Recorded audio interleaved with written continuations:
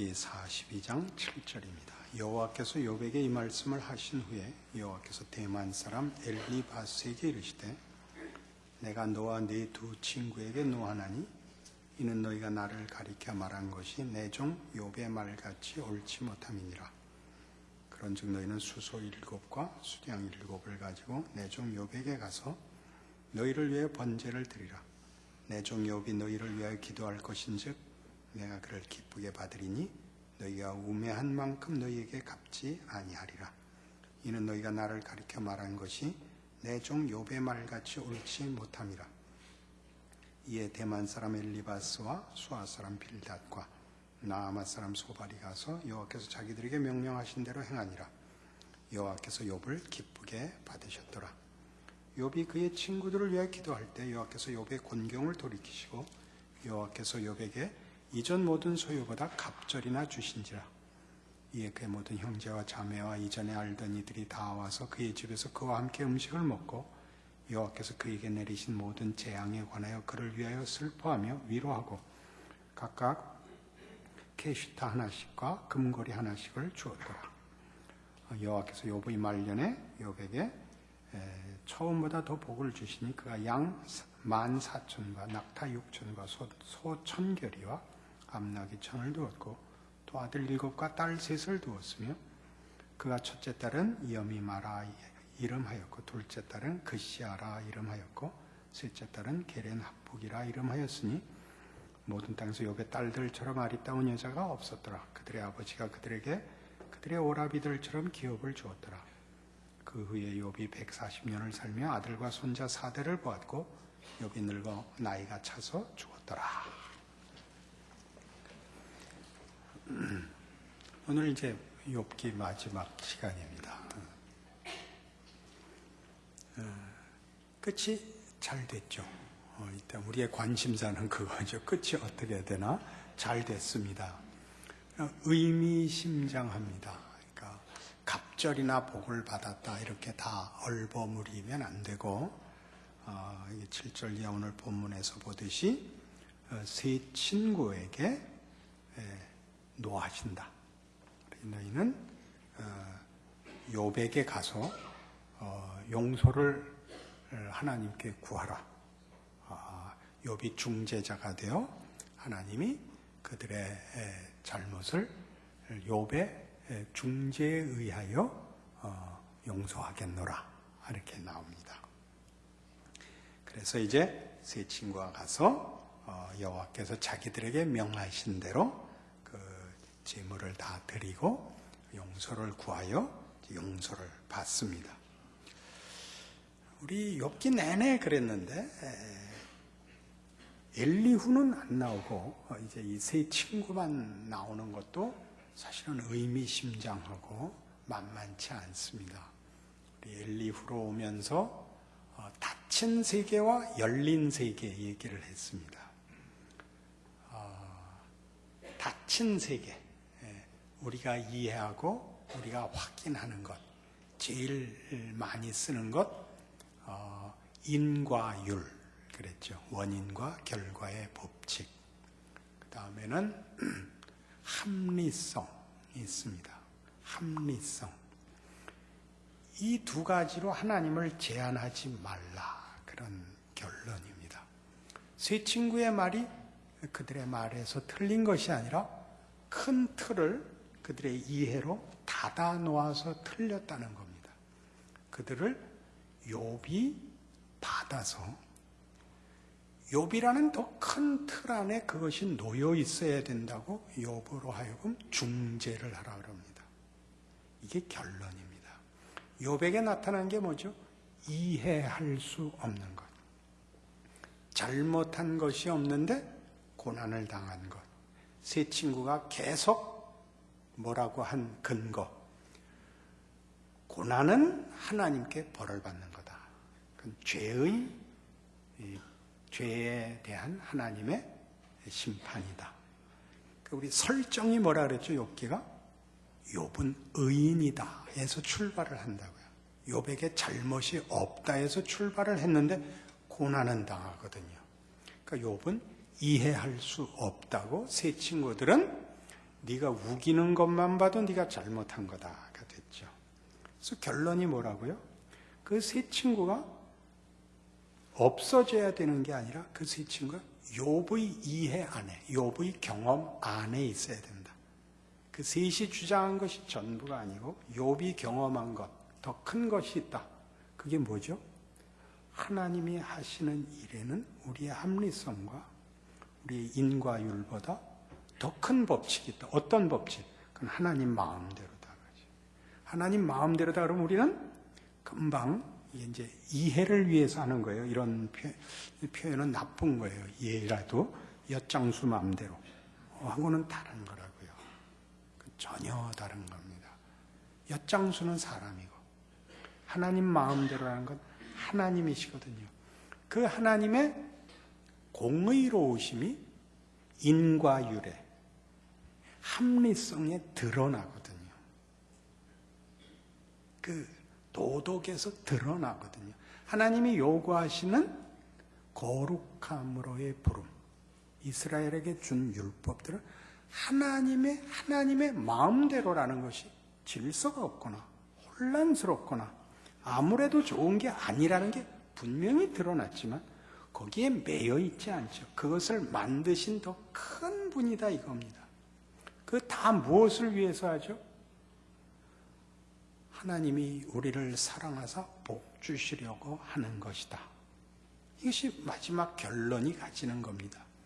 욥이 고난을 통과하여 복을 받았다가 아니라 모든 존재하는 것들, 하나님이 생명을 주시고 존재케 한 창조 세계는 그걸 지은 분의 궁극적인 목적, 그의 선하심과 복주심과 그가 나타내시려는 영광의 찬송이 되는 대로 인도되고 있다. 그렇게 이제 결론이 된 겁니다. 우리 조금 더 이 문제를 확인할 필요가 있죠. 이 하나님의 궁극적인 목적은 그런 의미에서 우리가 잘못 이해하는 옳을 의가 아니라 선일 겁니다. 제 이름에 선자가 들어가는 것도 다 어떤 예정이 있는 것 같고 그런 생각이 드는 겁니다. 선하다는 말은 의는 우리에게 자꾸 이렇게 그런 것을 생각나게 합니다. 옳음을 얘기할 때는 옳음이 긍정적인 의미로 쓰이는 것보다 부정적인 것의 반대편에 섬으로써 자기를 자꾸 확인하게 하는 우리의 한계가 있습니다. 그렇죠? 선을 얘기할 때는 그래서 선하지 않은 악한 것을 생각하여 선을 생각하는 것보다는 조금 덜 합니다. 의는 불의가 금방 반대 개념으로 떠오르지만 선을 얘기할 때 악을 떠올려서 선을 얘기하는 사람은 없습니다. 선과 악은 굉장히 멀어 보이고 의와 불의는 이렇게 경계선에 붙어 있는 느낌이 듭니다. 그래서 하나님이 선하시다라는 표현은 그런 의미에서 하나님의 적극적인 의지, 긍정적인 목적을 이해하는데 우리에게 더 도움이 되는 것 같습니다. 그게 욥기가 제시하는 결말입니다. 우리가 율법주의나 합리주의를 가지게 되면 신앙생활에 있어서 그 분위기가 다분히 냉랭해지고 비정해지고 이렇게 실제적이기보다 이렇게 자꾸 관념화되는 부작용을 낳습니다. 그러니까 따지는 신앙이 되지 마시고 누리는 신앙이 되십시오. 그래서 스펄전 같은 설교가는 제가 많이 그 가슴 찔리는 얘기를 했는데 설교자는 쾌활해야 된다 그렇게 얘기합니다. 의미 있죠. 저는 쾌활할까요? 그거 많이 이렇게 가슴이 찔리는데 욥기는 쾌활할까요? 그렇진 않았죠. 그러니까 제가 그랬습니다. 이제 쾌활한 걸 이제 앞으로는 많이 할 작정입니다. 그 하나님의 그 결과가 이제 욥의 딸이 몇이 있었죠? 딸이 셋이고 아들 7을 두는데 아들들로는 이제 그 복을 설명하기가 없나 봐요. 아들은 뭐라고 해야 복의 크기, 복의 그 아름다움을 설명할 수 없으니까 이제 딸이 나와요. 첫 딸은 여미마고, 둘째는 그시아고, 셋째는 게렌 합복인데 이게 다 무슨 얘기냐면 이쁘고 사랑스럽다 그런 뜻이에요. 그건 다 하나님께서 주시는 결말이 우리가 생각하는 물질적인 수량이나 어떤 성공보다 더 큰 어떤 예술성을 가진 깊은 만족의 감사와 정말 찬송으로 막 밖에는 표현할 수 없는 그런 깊고 찬란한 것이다 라는 걸 얘기하는 겁니다. 근데 왜 하필 이런 식으로 했냐? 그게 오늘 결론에서 따지려고 하는 것입니다.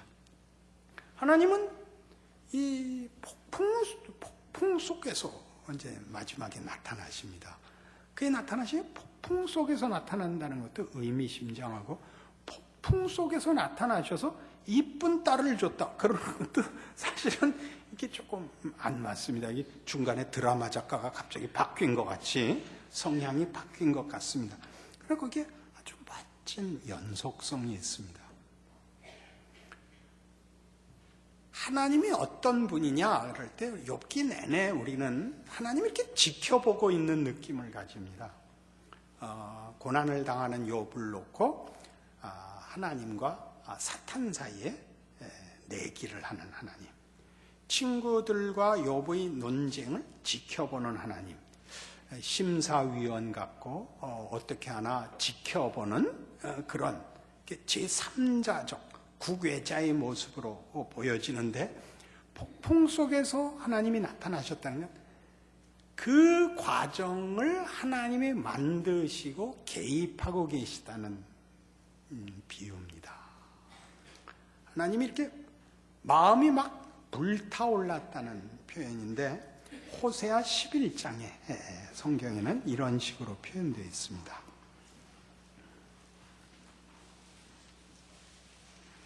구약성경 1265페이지입니다.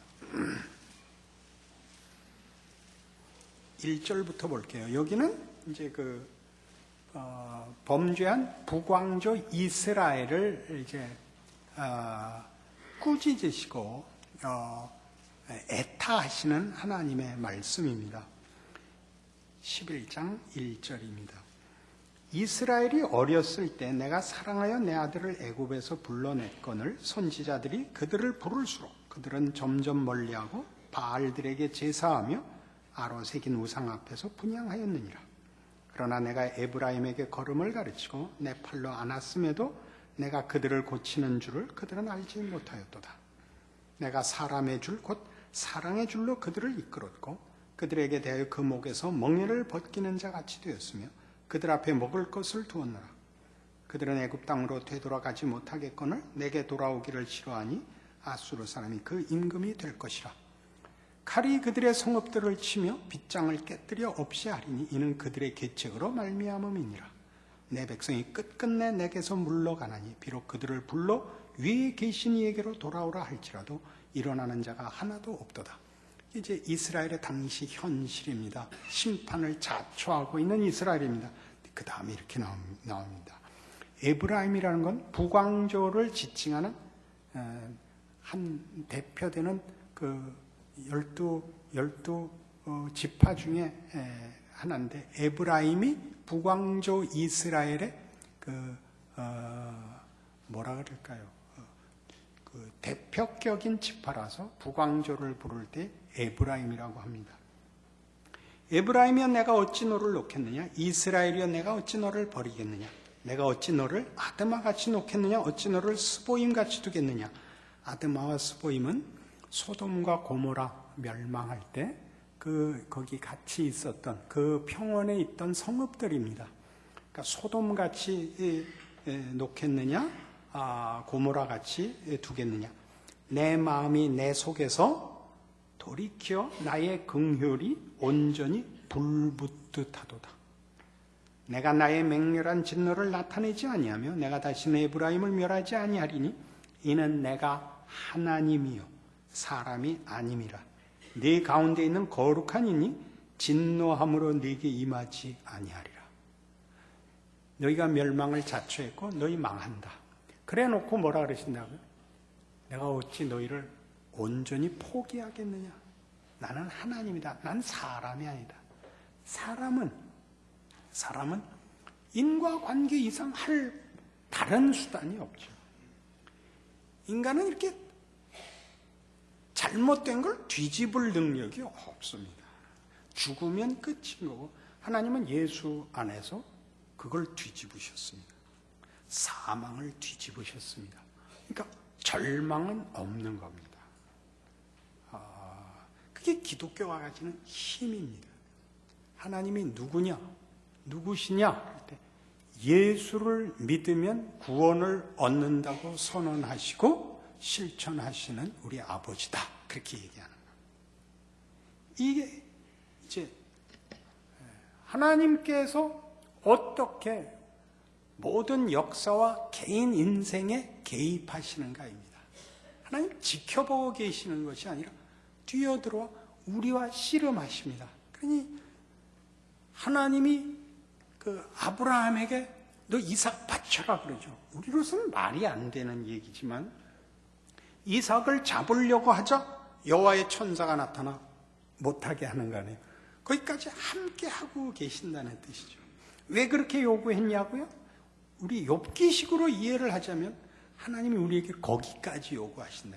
자기 자식을 잡을 만큼 들어오지 못하면 하나님이 우리에게 이루시려는 일들을 따라오지 못한다고요. 하나님은 그런 고약한 시험을 하시는가? 그런 희생을 요구하는 그런 의미 아니라고요. 거기에 부활이 나타나고 나중에 예수 안에서 그게 뭔지가 드러나죠. 하나님은 자기 아들을 잡았잖아요. 그렇죠? 근데 잡은 게 끝이 아니었잖아요. 그러니까 여호와 일의 얘기를 하면 바치기로 순종을 하니까 살려줬다. 그렇게 우리 이야기를 끝에 가서 뒤집는데 죽여도 살아난다니까요. 그러니까 죽이고 죽으라니까. 아이고 거기가 어렵죠. 죽이는 것도 어렵고 죽는 것도 어렵죠. 그럼 또 가봐요. 야복나루를 가보세요. 하나님이 우리가 하는 동안 다 했던 거니까 창세기 28장에서 형을 피해서 외삼촌에게 도망가는 야곱에게 나타나시죠. 베델에서 만나시고 내가 네게 약속한 것을 다 이루기까지 너를 떠나지 아니하리라 를 약속합니다. 그죠? 그리고 얼마 걸리죠? 20년 걸려서 야복나루터에서 하나님이 붙들고 씨름하죠. 야곱이 항복 안 하잖아요. 환도뼈 부러지고 매달립니다. 축복하지 않으면 못 보냅니다. 하나님이 뭐라 그랬어요? 네 이름이 뭐냐? 야곱입니다. 네 이름을 다시는 야곱이라 하지 마라. 너는 이스라엘이니라. 탕자가 돌아와 저를 아들로 대하지 마소서. 나를 종의 하나로 보소. 무슨 소리냐? 너는 내 아들이다. 그게 이스라엘이죠. 사람으로 더불어 사람이 하나님과 더불어 겨루어 이겼습니다. 그때 내가 뭐라 그랬죠? 아버지는 늘 아들 보고 나보다 낫다 그런다니까요. 아버지가 가만히 두고 보다가 성공하니까 찾아와서 난 네 아버지다 그러지 않고 씨름해서 아들을 만들어 놓고 너 잘났다 그런다니까요. 너는 뛰어나다. 네가 내 아들이어서 고맙다. 그런 뜻이라니까요. 탕자의 비유에서도 나왔잖아요. 요셉을 옥에 가두고 하나님이 가뒀대요. 그래놓고 뭐라 그래요? 그 쇠사슬이 그 몸을 묶었는데 제가 직역을 했죠. 쇠사슬이 그 혼을 뚫었도다. 그런 꿰뚫었다. 그런 뜻이라 그랬죠. 뭐라고요? 여호와의 말씀이 응할 때까지라. 말씀이 그를 단련하였도다. 폭풍 속에서 나타나셨다라는 말이 다 그런 것을 함축한 표현인 거예요. 하나님 구경하고 계시잖아요. 어떻게 하나 두고 보시잖아요. 같이 계세요. 필요한 시간만큼 기다리시고, 필요한 시간만큼 말씀하시고, 필요한 시간만큼 놓아 지켜보세요. 하나님이 내가 어찌 너를 아드마같이 놓겠냐, 내가 어찌 너를 스보임같이 두겠느냐, 안 하세요. 놓아뒀을 때도 지켜보시는 중이고, 고난을 당하는 것도 욥이 어떻게 하나 보자가 아니라 그게 결국은 하나님의 뜻을 이루는 필요한 한 과정이었고, 하나님의 마음이 불붙듯 그를 붙들고 계셔서 이제 막 있기를 기다리셔서 뚜껑 여러 번 열어보는 그 음식하듯이 그렇게 폭풍 속에서 욥에게 뛰어 들어오시는 것이 결말인 것입니다. 시편 136편에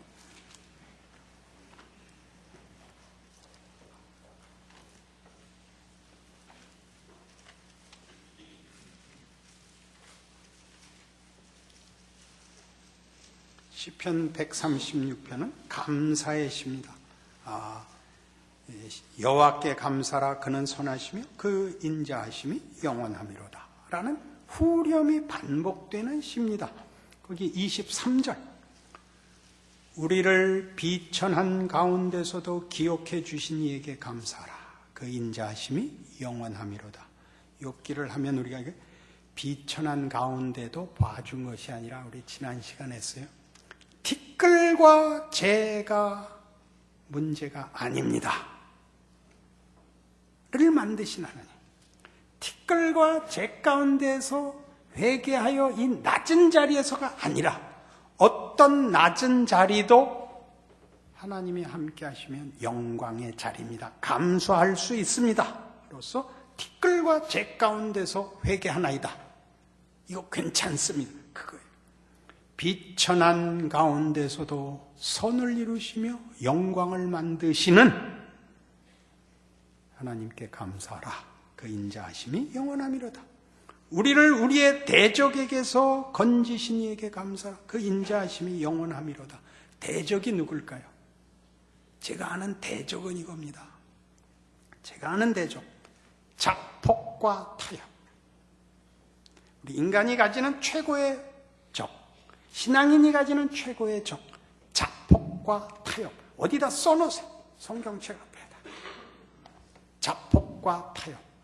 자폭과 타협은 하나님의 일하심과 능력과 그 깊이를 내가 포기하는 거예요. 최고의 원수예요.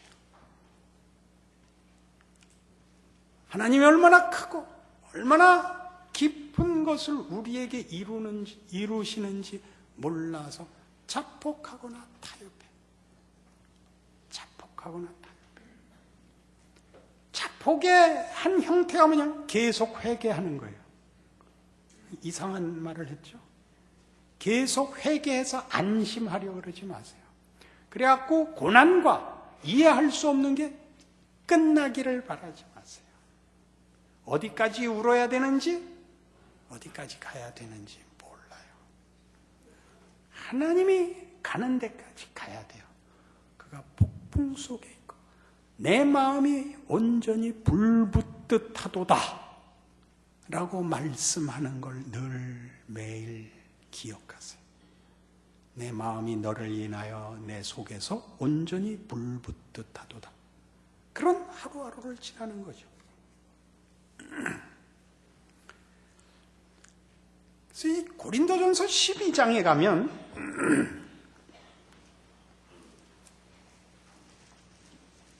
이제 뜻밖의 뜻밖의 얘기가 나오는데, 뜻밖의 얘기라는 건 뭐냐면 이 앞에서 한 얘기와 전혀 상관없을 것 같은 고린도전서 12장으로 뛰어와서 건너와서 은사 얘기가 나오는데, 12장과 14장의 은사 얘기예요. 그 가운데는 사랑장이에요. 은사 얘기를 하다 가운데 사랑장이 나와요. 사랑이 무슨 건 좋은 얘기, 달콤한 얘기를 하는 중에 나오는 게 아니라 은사 얘기 가운데 껴요. 근데 은사 얘기를 왜 하냐면 시기와 경쟁과 그 자랑을 경계하면서 은사 얘기를 해요. 무슨 얘기를 해요? 은사는 너 자신의 우월함의 증거가 아니다. 그 얘기를 해요. 12장 몇 절인가요? 7절. 각 사람에게 성령을 나타내심은 유익하게 하려 함이라. 유익하게 하려 함이라. 누구에게? 모두에게. 그러니까 한 사람이 잘났으면 주변에게 다 유익이 돌아가야 돼요. 지금 욥기에서 재미있는 거 뭐냐면 마지막 결말이 욥이 옳고 세 친구는 틀렸다로 끝나는 것이 아니라 그의 옳음이 세 친구들을 부둥켜 안는 대로 가서 최고의 의는, 하나님의 의는 옳고 그른 것이 아니라 관계래요. 관계. 그러니까 여러분이 신앙적으로 오르면 더 많은 사람과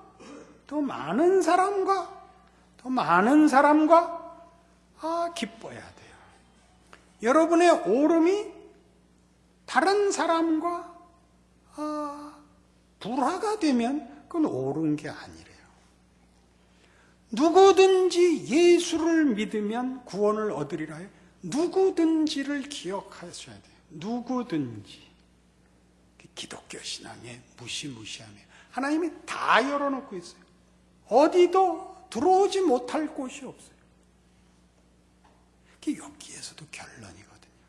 그러니까 너 하나를 다른 사람과 구별하는 데 신앙은 쓰지 않는다. 그런 얘기죠. 그리고 유능할 필요도 없다는 거예요. 확인을 위한 유능은 필요 없고 유능하려면 유익이 되려는 거죠. 유능하려면 유익이 되라. 유능하려면 유익이 되라. 쭉 그 얘기를 해요. 끝에 뭐라 그러냐면요. 29절 가서 다 사도겠느냐?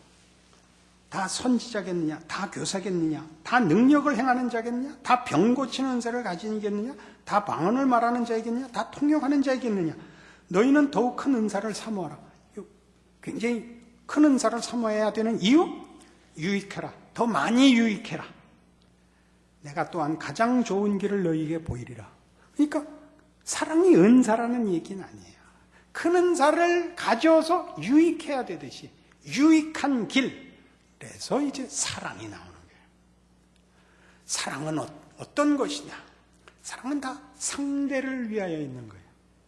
자기를 위한 것이 아니고 상대를 위한 것이며, 사랑은 또한 우리가 모든 것일 수 없다는 것에 대한 확인이에요. 그게 사랑장의 8절에 오면 13장 8절, 사랑은 언제까지나 떨어지지 아니하되 예언도 패하고 방언도 그치고 지식도 패하리라.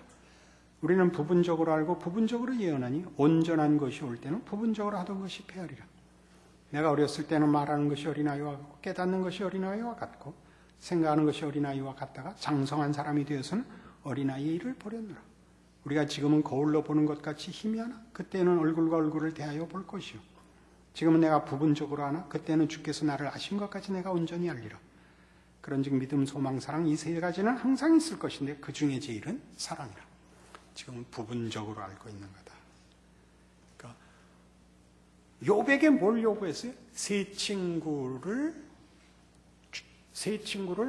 그 중재하여 하나님 앞에 용서를 받아내라 그러지. 그렇죠? 품으라. 네가 맞다. 그러나 네가 저 세 친구를 품어야 된다.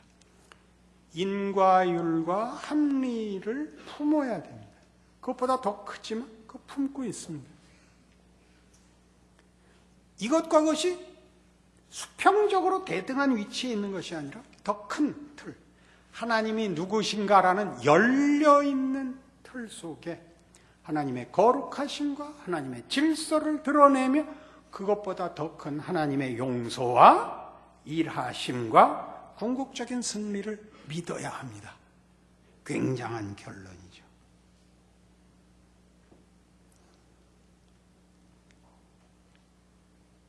기독교 신앙의 위대함은 뭡니까? 하나님이죠. 하나님을 믿는 믿음이 아니라 그 믿음의 대상인 하나님이죠. 믿는 우리가 아니라 하나님이죠. 우리를 사랑하는 하나님, 우리에게 믿음의 관계를 요구하시는 하나님, 이게 기독교의 위대함이죠. 우리는 언제나 우리에게로 돌아오죠.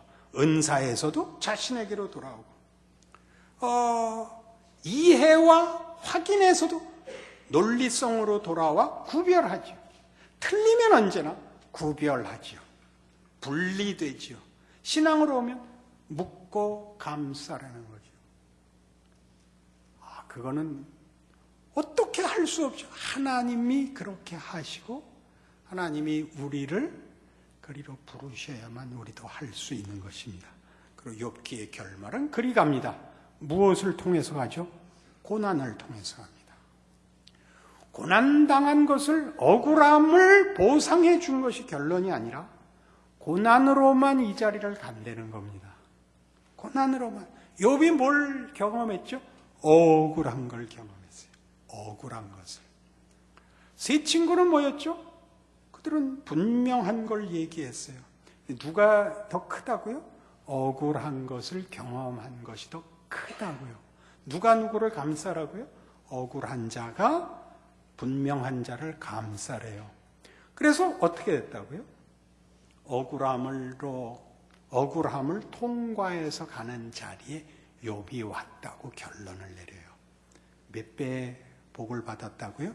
2배, 갑절이나 복을 받았다고요. 그게 성경의 모든 얘기죠. 히브리서 2장 가시겠어요? 히브리서 2장이었나? 5장이었을 텐데 왜 2장이라고 여기 써놨을까? 요새는 정신이 왔다 갔다 하니까 2장으로 갔다 5장으로 갔다.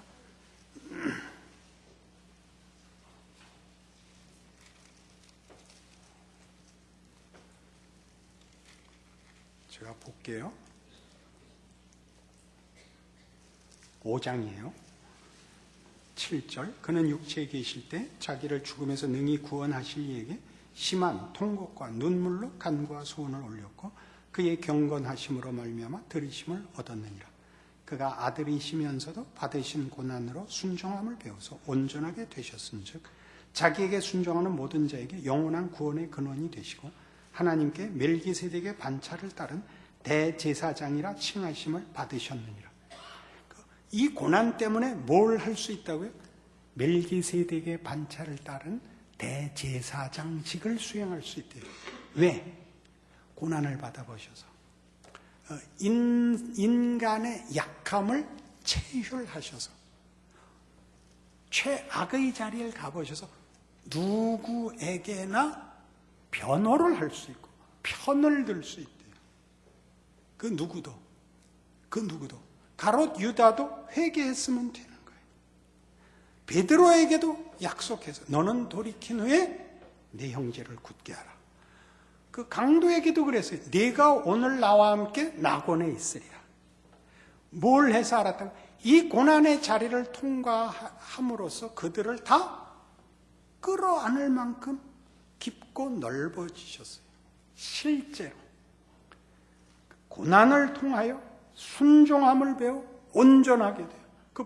그 감싸는 보자기가 튼튼무쌍해지고 무한히 넓어지셨다. 그렇게 우리가 이해할 수 있습니다. 이게 욥의 결론이에요.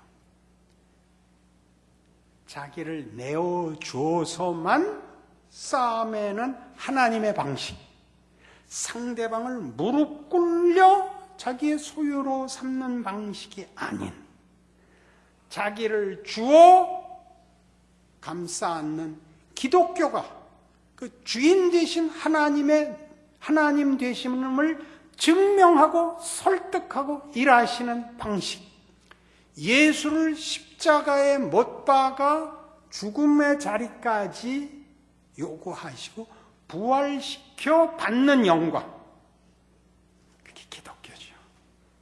여기까지 와야 세상을 이길 수 있어요. 아니면 세상은 늘 우리 보고 이렇게 하면 저렇게 하면 안심과 해결과 증명을 받을 수 있다고 속여요. 세상은 답이 없어요. 역사가 증명하고 있고 우리가 이 나이가 되도록 살면서 본 거예요. 살면서 본 거예요. 누구를 구별해서 떼어 밀어가지고 얻을 수 있는 건 아무것도 없어요. 이게 기독교예요.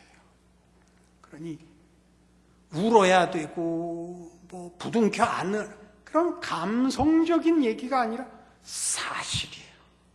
사실. 무섭게 사실을 인식하셔야 돼요. 욥이 42장이나 끌어서 끌려온 자리까지 우리의 현실, 하나님이 설계한 구체적인 도전 속에서 확인하세요. 손 한 번 붙잡고 울어갖고 되지 않아요. 이걸 쾌활하게는 말 못하겠죠? 이 답을 우리가 성경이 제시하고 갖고 있고 그 증거를 예수 안에서 갖고 있어요. 하늘 보좌 우편에서 우리를 위하여 기도하시는 분, 무시무시한 약속이죠. 기억하시고 승리하세요. 뭐 하지 말라 그랬죠 아까? 자폭하지 마시고 타협하지 마세요. 무슨 타협? 대강 쉽게 해결을 보는 인생을 살지 마세요. 하나님의 무시무시한 도전 앞에 폭풍 속에 나타나신 하나님의 사랑과 불붙는 사랑에 제대로 순종하고 따라가서 제대로 익으세요. 제대로 영광스러워지세요. 아름답고 멋있고 찬란해지세요. 하나님의 영광에 찬송이 되세요. 기도하십시다. 하나님 아버지 은혜를 감사합니다. 지난 1년간 우리에게 욥기를 가르치시고 하나님의 거룩하심과 두려우심과 그리고 선하심과 그 기가 막힌 사랑을 가르치셨습니다. 하나님, 이게 만만한 문제가 아닙니다. 세상과 오늘의 도전이 그렇듯이 현실은 만만치 않습니다. 하나님이 누군지를 알지 못하면, 그 사랑을 제대로 알지 못하면, 예수 안에서 증거하신 부활의 능력을 모르면 우리는 사실 하루를 살 수가 없습니다. 자폭과 타협에서 구하시고 하나님의 일하심과 함께 하심을 믿는 믿음으로 하루하루를 말씀으로 우리의 길을 걷게 하사 마침내 동일한 결론 앞에 서게 하옵소서. 하나님의 자녀인 것을 감사하게 하옵소서. 예수님 이름으로 기도합니다. 아멘.